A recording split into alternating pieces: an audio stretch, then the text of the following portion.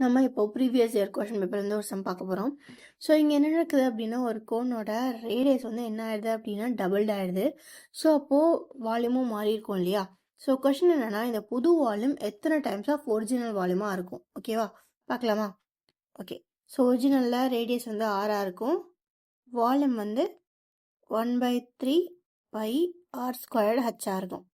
So இப்போது அடுத்து radius வந்து டபுள் ஆயிடுச்சு, அப்போ ஆர் வந்து 2r ஆயிருக்கும். அப்போ வால்யூம் எப்படி இருக்கும்? 1/3 பை ஆருக்கு பதிலாக 2r the whole squared h. So 1/3 pi அப்படியே வச்சுக்கலாம்.